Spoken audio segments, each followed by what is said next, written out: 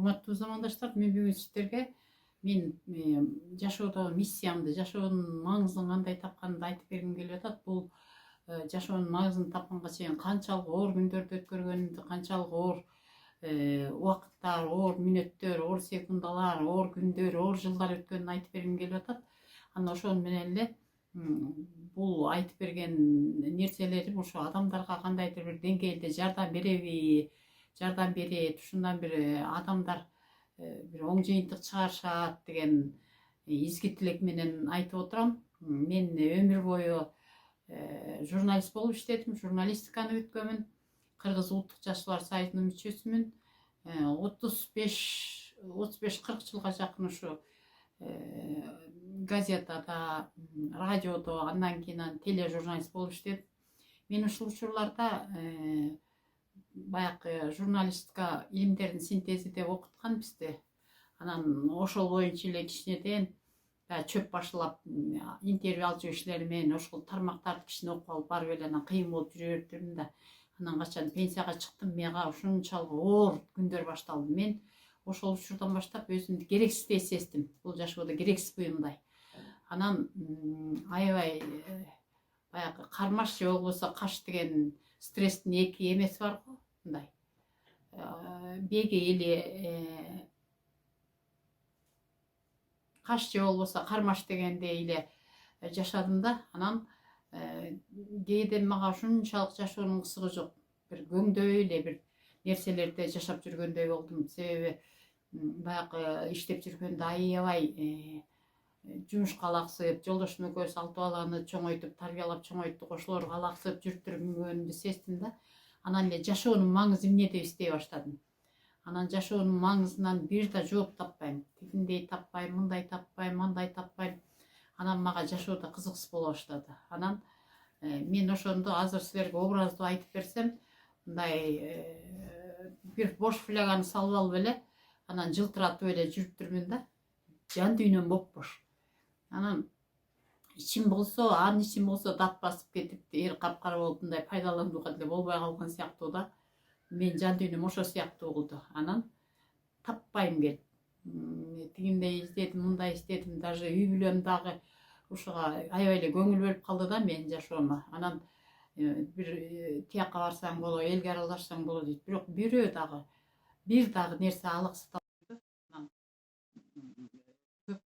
конокко баргандан да качып калдым. Себеби Ташбаттын таш үйү бар, Ишматтын 2 этаж тамы бар, Айшаканын 6 көйнөгү бар, Жайнагүлдүн жалгыз көйнөгү бар дегенден башка эчтеке, адамдарда эчтеке жок экен. Анан билимдүү адамдар иштей баштадым. Билимдүү адамдар деле мындай аз сыяктуу экен да. Анан ошентип жүргөндө эле мындай курсагым ачканда эле бирке тамак ичпесем мен уже мындай бир состоянияга жетип калдым десем болот да.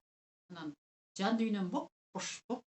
Анан күндөн издейм, мындан издейм. Анан бир күнү тиги Facebook'ту карап отурсам эле Анара Дөөлөт деген, мен аны келинди тааныбайм. Мындай экөөбүз Facebook доспуз. Анан ушу кайсы жылы төрөлдүңөр эле, жылыңарды, күнүңөрдү жазып койгула, мен кандай экениңерди айтып берем деп эле айтып атыптыр. Анан мен аны чатка жазып койдум, өзүм жылымды, туулган айымды жазып койдум. Анан бир жумага жакын аралыкта анан жооп келди. Анан минтип жазыптыр: сиз аябай каршы экенсиз, бир туугандарыңызга, элге каршы экенсиз, ошол каршыңыздан кутулуңуз, баланча жылдын алдында төрөлүп турсуз деп. Бул элдин эми өзүнүн ою, өзүнүн пикири, өзүнүн көз карашы, өзүнүн мындай жакшы бир нерселери менен мындай мени өзүнө тартып турат. Анан мен таң калдым. Мен такыр каршы эмес элем. Эмнеге каршы деп айтып атат? Мен каршы алгандан деле көп деле каршы алчу эмес элем. Каршы алгандан коркчу элем деп анан бир күнү жаздым. Бат эле жаздым кайра. Мен эч кимге каршы эмесмин. Эмнеге десем, жок, сизди Кудай Таала чоң миссия менен жараткан. Ошол миссияңызды таппай жүрүптүрсүз. Эгер сиз ошол миссияңызды аткарып, анан жашабасаңыз, сиз элге өткөрүп бербесеңиз, анан ошол миссияңызды аткара албай эле анан кыйналып эле жүрө бересиң, ага чейин өлбөйсүң деген мааниде түшүндүм да. Анан ошондон баштап мен миссиямды издей баштадым. Эмне миссия, менин миссиям деп. Анан издей баштадым, бирок тапкан жокмун. Анан балдарым окумуштуулар да айтышты, психолог да айтышты, бул психолог да айтышты, аларды тапкан жокмун. Анан баягы эле стресс жашоонун кызыгы кетип элечи. Бир буюм керексиз буюмдай болуп калдым да. Жан дүйнөм бош экенин сездим.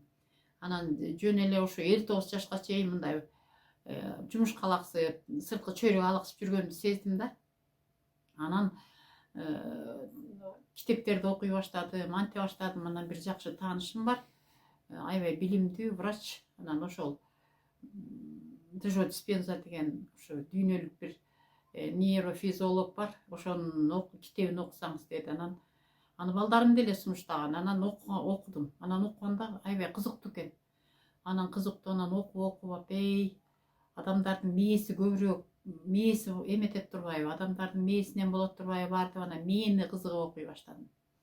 Китебин Джо Диспензанын «Сам себе плацебо», «Сила подсознания», «Сверхъестественный разум» деген китебин окугандан кийин мен мээни изилдей баштадым, мээни окуй баштадым да. Анан мээни окусам баардык эле окумуштуулардыкы бирөө күн батыштан келет экен, бирөө күн чыгыштан келет экен, бирөө батыш түндүктөн келет экен, бирөө түштүктөн келет экен. Кайра эле бир точкага келет экен, ар ким ар кандай жол менен изилдейт экен. Анан муну Джо Диспензанын медитациясын үйрөндүм. Медитациясын үйрөнгөндө 3 ай дегенде анан үйрөндүм. Өзүмчө тренерим жок. Алардын ортосунда эмелерге, психологдорго качтым. Психологдор бирок эми өзүнүн алына жараша баары эле билимдүү, бирок деп айтам, бирок мага көп алым сындырган жок. Мен психологдордон эчтеке ала алган жокмун. Бир эле Рахат деген кыздан мындай жакшы натыйжа алдым да. Анан ошентип жүрүп анан кийинки учурларда психологко да качпай калдым. Анан баары мени окуп билгенден кийин дагы бир нерсе жетишпейт да магачы. Таптакыр жетишпейт. Дагы эле бирдемени жоготкондой болуп элечи, бирдемем жетишпей ушинтип эле кыйналып жүрдүм. Анан бир эмени ошо окумуштуулардын мээ жөнүндө изилдегендердин адамдын жан дүйнөсүнө вообще эле ойлорун изилдеген көргөндөн кийин, билгенден кийин мен диндерди бирөө дагы мындай кээ бирөөлөр мындай Кудайды отрицать этпейт экен да, мындай Кудай жок деп айтпайт экен, Бог же болбосо Вселенный деп айтышат экен да. Анан ошондо ойлоно баштадым, эмнеге мен буга чейин ушундай жашап келсем, научный атеизмди окусам, бизди дин элдин башын айландыруучу афим деп окутса, анан эмнеге деп анан бирок ушул жакта да изилдеп көрөйүнчү деп анан биринчи Инжилден баштадым. Анан Тоорат, анан Библия, анан Куран.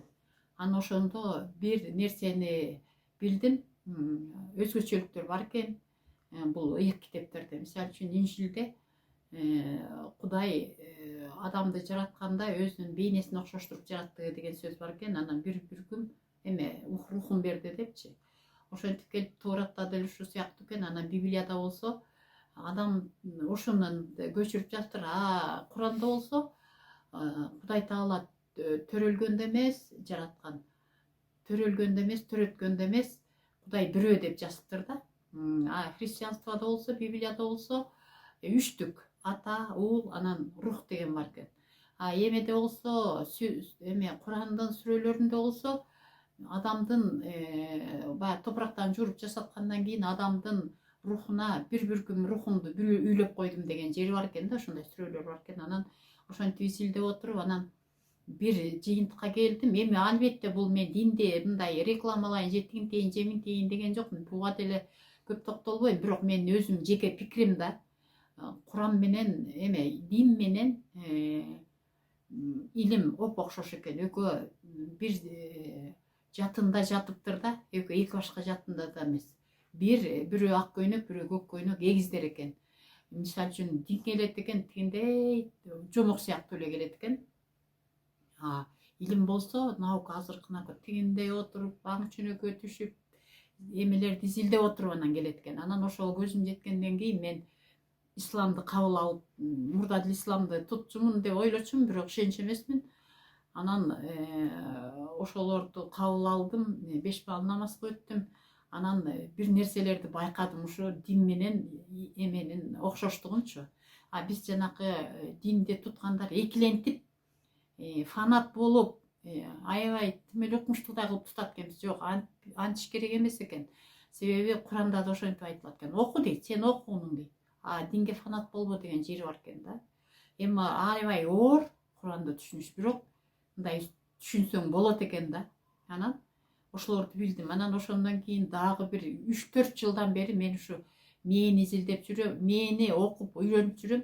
Анан бир нерсени байкадым, ушу психологдор ушу мээнин бир жолку мисалы үчүн тилеги кандай орундалат, тиги кандай болот, мынды кандай болот, ошолорду эме кылып, секрет кылып, бир чудо техника деп сатышат экен да элгечи.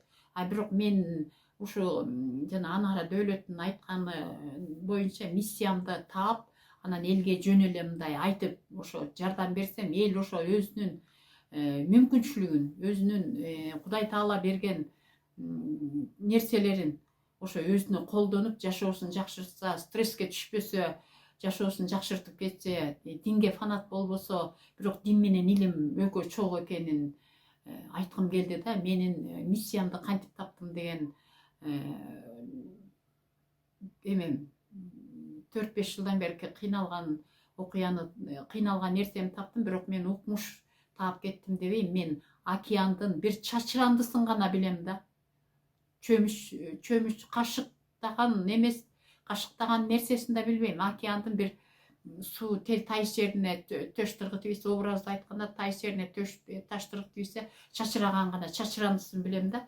Ошол чачырандысын жок дегенде адамдарга жеткирсем, анан ушул миссиямды тапсам, анан Анара Дөөлөт айткан өзүмдүн карыздарымдан кутулсам деген ниет менен сиздерге чыгып отурам.